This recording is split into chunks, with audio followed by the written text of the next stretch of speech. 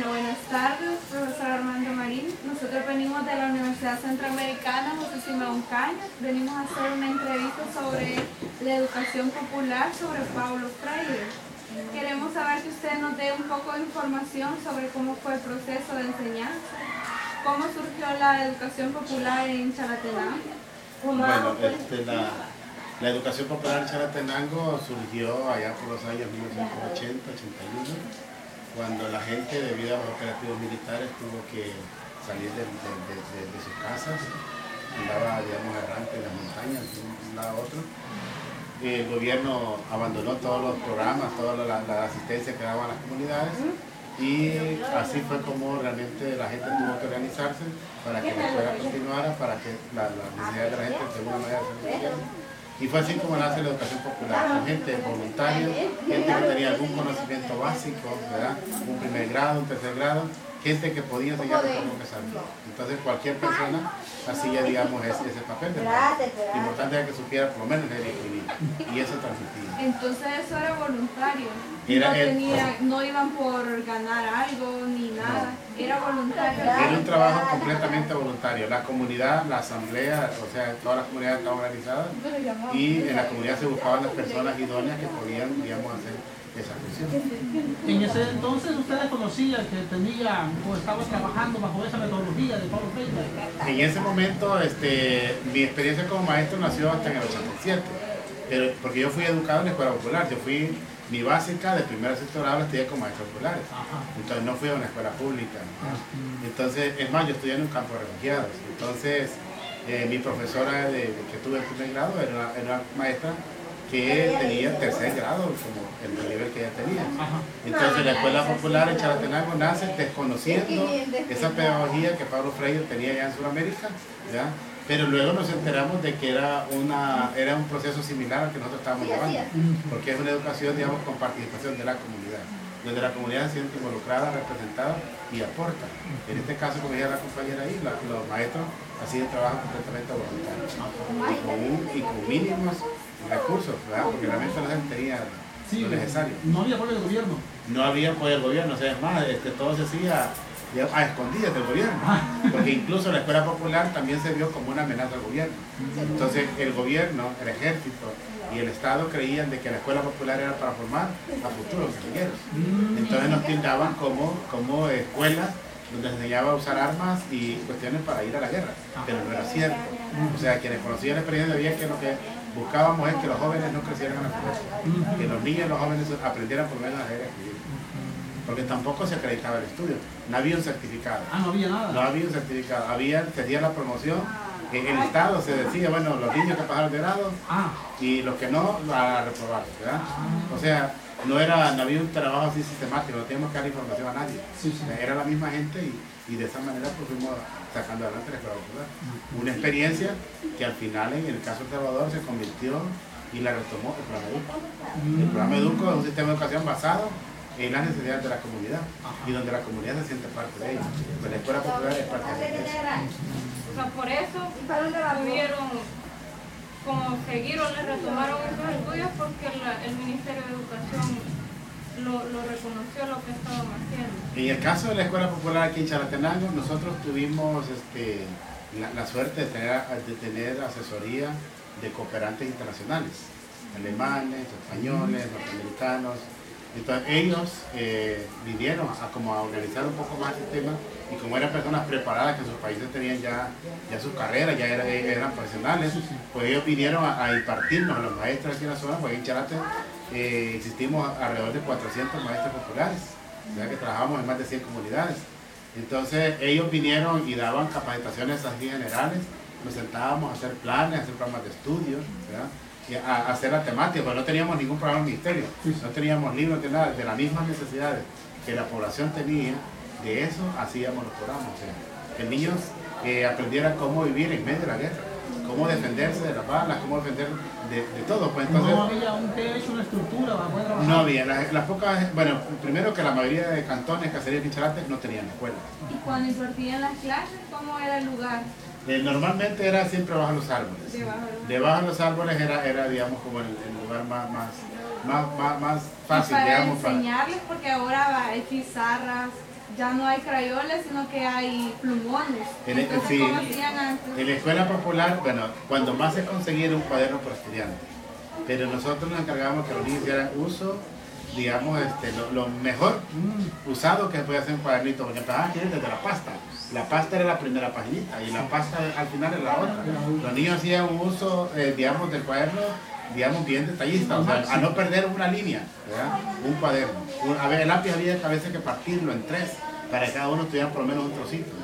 La pizarra eran trozos de madera, pedazos de madera, y con carbones, el carbón de la hornilla, de la madera y cahuite, pues con eso se hacían las letras. Lo importante era el entusiasmo. Todo lo de la naturaleza. Exactamente, lo importante era el entusiasmo que los niños tenían de aprender. Sentados en una piedrita, pero con una ansiedad fuerte de aprender a leer y escribir, ¿verdad? Entonces, los materiales que se utilizaban ahí eran, bueno, para matemáticas usábamos palitos, usábamos piedras, eran de maíz, eran de frijoles, o sea, eran cosas del entorno las que utilizábamos para que los niños aprendieran a contar, a sumar, a multiplicar, todo eso realmente se utilizaba, hojas, ¿verdad? Cualquier material, digamos, que el entorno nos ofrecía era lo que realmente utilizaban, porque lo que menos tenían plumones, colores, eso que casi no existían, colores, era raro que... ¿verdad? Entonces a veces los niños pedían yeso, porque los yesos, la tiza, vienen en colores, y con yeso querían pintar sus dibujos, ¿verdad? Entonces los recursos eran mínimos, pero realmente los acomodábamos y realmente eran funcionales. Cuando dice que veníamos a capacitaciones de personas extranjeras, ¿el gobierno estaba consciente de eso? ¿Sabía de eso? No. ¿Desconocía? La escuela popular desde el 80 hasta el 92 estuvo totalmente desligada de cualquier instancia de gobierno, de cualquier programa de gobierno. Era la cooperación internacional, era la iglesia católica, la iglesia luterana y algunas congregaciones de monjas como el Sagrado Corazón, la Asunción, que proveían y traían donaciones de materiales a las comunidades. Entonces ellos nos abastecían y igual conseguían fondos para que vinieran también algunos técnicos, ¿verdad?, de antes del 21 de junio a compartir algunas experiencias, digamos, con los maestros. Entonces las capacitaciones eran los fines de semana, los maestros teníamos que juntarnos cada mes. En el caso Charate, habían 4 regiones, 4 zonas, y en cada región había un comité, ¿verdad?, que representaba cierto número de escuelas. Igual había una coordinación máxima a través de una estructura que hoy actualmente todavía existe, que se llama CCR. Ahí estaba la Secretaría de Educación, a través de la CCR se canalizaba todo el material didáctico para la zona. Entonces, de lo que venía, se hacía un paquetito para cada escuelita. Para usted, la enseñanza de antes en la escuela popular con la de la actualidad, ¿cuál es la diferencia? Mire, yo creo que una de las diferencias es, digamos, el entusiasmo con que trabajaba el maestro y con el entusiasmo con que el alumno quería aprender.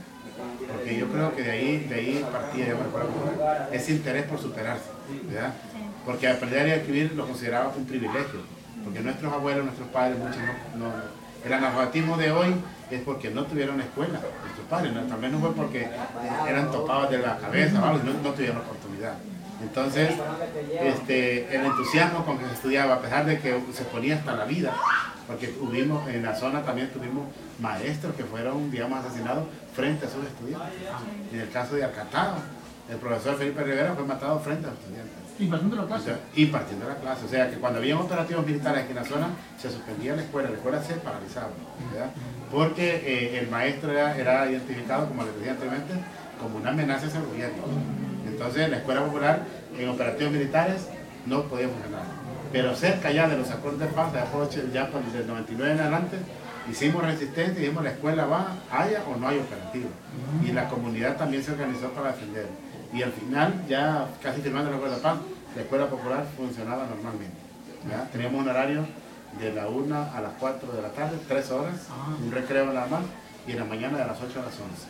Entonces 3 horas eran, pero bien trabajadas. Y los niños realmente, a pesar de que no había recursos, los rendimientos eran bastante aceptables.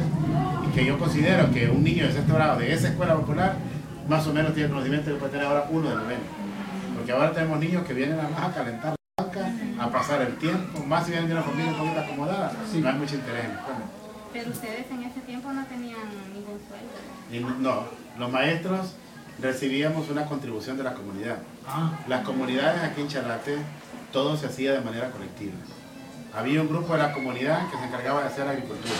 Hacía la milpa, hacía el frijolado, hacía la maicillera y esa era su función.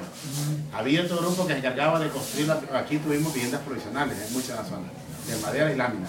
Había un grupo que se encargaba de resolver el tema de las viviendas. Otro grupo estaba interesado en el tema del agua, que hubiera agua, ¿verdad?